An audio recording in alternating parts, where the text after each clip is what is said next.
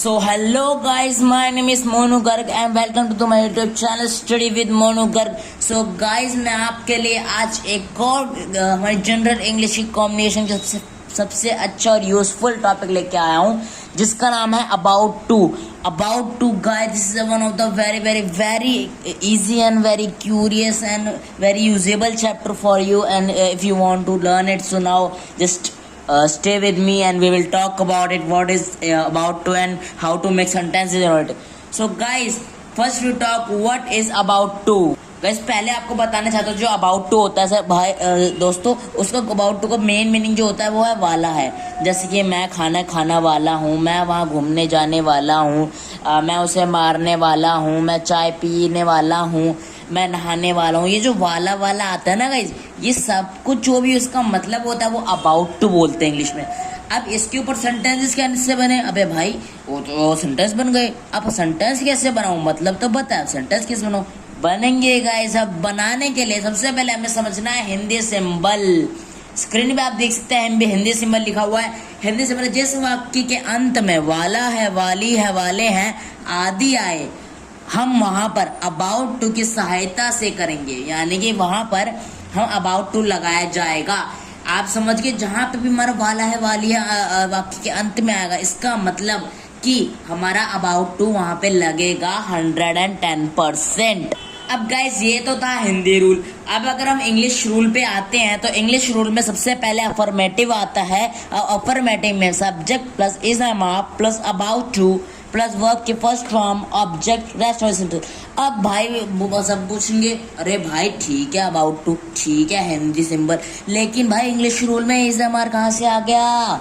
अरे हाँ भाई आता है। इज एम आर नहीं होगा तो वाला है, वाली है कैसे लगेगा? क्योंकि सेंटेंस में ये हमारा प्रेजेंट है, क्योंकि हम है लगा रहे हैं, यानी कि वाला है तो ये प्रेजेंट, और प्रेजेंट के लिए हम इज एम आर लगाते हैं अबाउट टू में। अब गाइस सब्जेक्ट प्लस इज हमारा अबाउट टू प्लस वर्ब की first form plus object plus rest of sentence, ये तो हमारा अफर्मेटिव का। अगर आप नेगेटिव का देखें तो नेगेटिव इसके नीचे लिखा है, आपके स्क्रीन पे दिख गया होगा guys. Subject plus is am plus not plus about to plus verb के first form plus object plus rest of sentence, ये हो गया हमारा नेगेटिव। अगर कोई कहे कि मैं वहां नहीं जाने वाला था, वाला हूँ, मैं वहां नहीं वाला हूँ, जैसे कि मैं वहाँ नहीं खाने वाला हूँ, मैंने वह नहीं खाया है, ऐसे वाला है, वाली जैसे सुनते के आते हैं उसमें और नहीं लगता है तो वहाँ पर हम अबाउट टू का यूज करते हैं। अब गाइस अब ये तो था हमारा अफर्मेटिव है नेगेटिव। अब अगर आए इज एम इंटेरोगेटिव में सबसे पहले आप सभी को पता है जो भी हमारी हेल्पिंग वर्ब होती है वो सबसे आगे आ जाती है। तो हेल्पिंग वर्ब यहाँ पे हमारे बता रखे is am plus subject plus about to plus verb के first form plus object plus rest of sentence. Is am are plus subject plus about to, यानी कि जो हमारे इज एम आर थी वो आगे आ गई, क्योंकि इंटेरोगेटिव में जब भी प्रश्न पूछा जाता है क्या वह वहाँ जाने वाला है, क्या वह मंदिर जाने वाला है, तो वहाँ पर जो हमारी जो क्या लगेगा उस जगह पर हम हेल्पिंग वर्ब को आगे लगाते हैं। हमेशा कोई भी सेंटेंस ऐसे लगता है, और डब्ल्यूएच में भी यही होगा, मैंने लिखा नहीं है, लेकिन जो डब्ल्यूएच होता है वो इज एम आर के आगे लगता है और बाकी सब सिमिलर रहता है। जो भी हमारा रूल होता है, रेवोल्यूशन होता है, वो सारे सेम रहते हैं। So just verify some example. वह गांव जाने वाला है, he is about to go to village, right. कोई भी दिक्कत नहीं, यहाँ पे इज एम आर बताया ठीक है, प्रेजेंट का है ठीक है, he is about to go to village. अब अगर दूसरा देखिए, हम आज खाना नहीं बनाने वाले हैं, we are not about to cook food today. यहाँ पे नॉट नहीं लिखा गया गाइस, लेकिन आप नॉट लगे, we are not about to cook food today. क्या तुम बाजार जाने वाले हो? Are you about to go to market?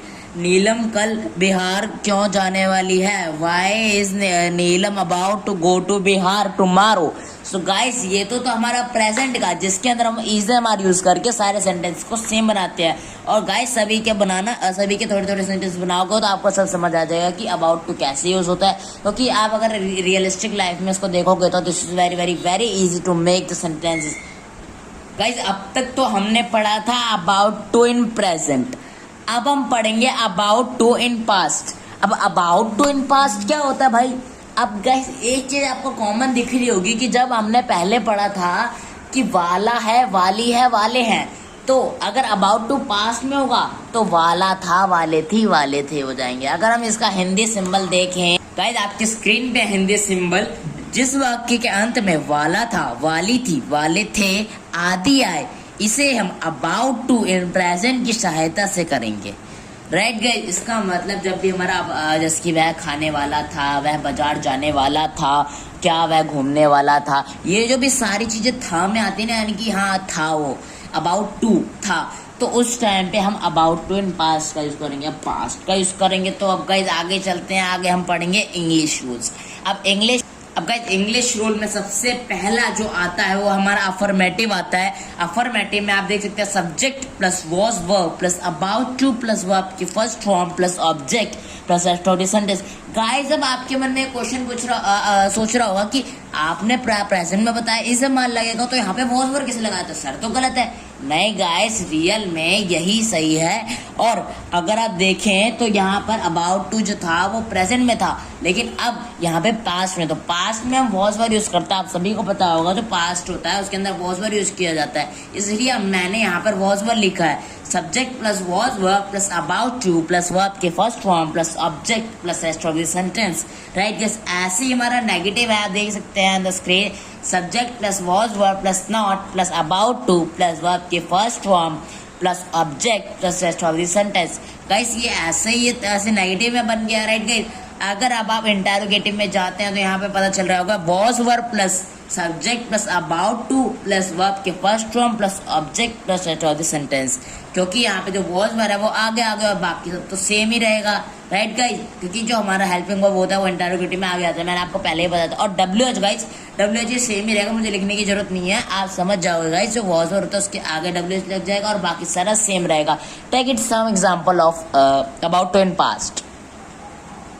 For example guys, हम कल वैष्णो देवी जाने वाले थे। We were about to go to Vaishno Devi yesterday. यहाँ पे वॉज वर्ब भी आया और वाले थे भी आया, तो यहाँ की जो अबाउट टू है वो पास्ट में यूज हो रहा था, उसके हिसाब से हम रूल लगाया। We were about to go to Vaishno Devi yesterday. If we are taking another example, वह हमारे घर नहीं आने वाला था। He was not about to come to my home. My home लग लो या अवर होम लग लो, this is a similar words. तो गाइस ये तो थे हमारे about to in present and about to in past. अगर अब हम ये तो हमारा about to in past and about to present, अब तक हमने दो पढ़े। अब हम थर्ड में जब जाएंगे तो थर्ड हमारा आता है about to in future. Guys, you can see on the screen about to in future. Guys, नया आ चुका है about to in future. If you have any kind of doubt, so you can just text me the comment and I will make on the video on it. And if you are like this video, so like and subscribe and share to your friend and subscribe also. So guys, हमारा about to in future है, तो future के अंदर सबसे पहले अगर हम Hindi symbol की बात करें जाएं, फ्यूचर जैसे हमने अभी तक पढ़ा था कि हमारा वाला है, वाली है, वाला था, वाली थी, ऐसे ही जब हम हिंदी सिंबल में आएंगे गाइस तो इसका हो जाएगा वाले हैंगे, वाले होंगे, वाले हैं होंगे। सो गाइस अगर इसका पूरी देखिए, जिस वाक्य के अंत में वाला होगा, वाली होगी, वाले होंगे आदि आए, इससे हम अबाउट टू एंड फ्यूचर की सहायता से करेंगे। गाइस का मतलब अभी तक हमने पढ़ा कि प्रेजेंट है, पास्ट है, अब ऐसे फ्यूचर होते हैं, क्योंकि तीन पार्ट में डिवाइडेड होता है। क्योंकि अगर कोई ऐसा चैप्टर है जो सभी में यूज होगा तो हम उसे तीनों में डिवाइडेड करेंगे, प्रेजेंट भी, पास्ट भी और फ्यूचर भी। राइट गाइस, अब अगर हम इसके इंग्लिश रूल पे आते हैं गाइस, अब देख सकते हैं इंग्लिश रूल सबसे पहला आता है हमारा अफर्मेटिव। अफर्मेटिव में सबसे पहले subject plus will plus be. अब विल प्लस बी क्यों लिखा है सर? आपने वॉज वर्ड था, इज मार था। गाइस आप समझ गए होंगे, क्योंकि अगर विल में कन्वर्ट होता है, यानी कि जब फ्यूचर में कन्वर्ट होता है तो जो हमारा वॉज वर्ड होता है वो विल बी में कन्वर्ट हो जाता है। तो विल बी आ गया, subject plus will be plus about to plus verb की first form plus object plus rest of the sentence. ये भी वही रहेगा, क्योंकि इसके अंदर वो सेम ही सिंपल सेंटेंस बना, सब्जेक्ट है, विल बी है, अबाउट टू है, वर्ब की फर्स्ट फॉर्म है, ऑब्जेक्ट है, रेस्ट ऑफ द सेंटेंस। ऐसे अगर नेगेटिव में देखा जाए इसका रूल, तो यहाँ पे आप देख सकते हैं बाकी सारा सेम है, सब्जेक्ट विल नॉट बी। अब कई लोग क्या करते हैं, विल बी नॉट लगते हैं, वो गलत होता है, एब्सोल्युटली रॉन्ग होता है वो। अगर आप कहीं पे भी बोलोगे तो आपकी कम्युनिकेशन में बहुत फर्क पड़ेगा। अगर आप फुल ग्रामेटिकली बोलना चाहते हो तो विल नॉट भी लगोगे तो आपकी कम्युनिकेशन और भी ज़्यादा इंप्रूव होगी और आपको अच्छा लगेगा करने में। तो गाइस अगर इंटरोगेटिव में आता है, इंटरोगेटिव आप देख सकते हैं will plus subject plus be about to plus वो आपकी first form plus object plus rest of the sentence. ऐसे ही हमारा इंटरोगेटिव में और ऐसे ही हमारा WH में होगा, राइट गाइस, क्योंकि WH में भी ऐसे ही होता है, ऐसे विल के आगे लग जाता है और बाकी सारा सेम रहता है। यहाँ पे बी भी लगा। यहाँ पे एक और बात आपने नोटिस करने वाली बात है कि सब्जेक्ट विल और बी के बीच में आया, राइट गाइस। सो गाइस ये तो था हमारा अबाउट टू। अगर आपको कोई भी दिक्कत हो तो मुझे बताइएगा कमेंट में और लाइक शेयर सब्सक्राइब करिएगा एंड नेक्स्ट वीडियो मिलते हैं। Bye bye guys.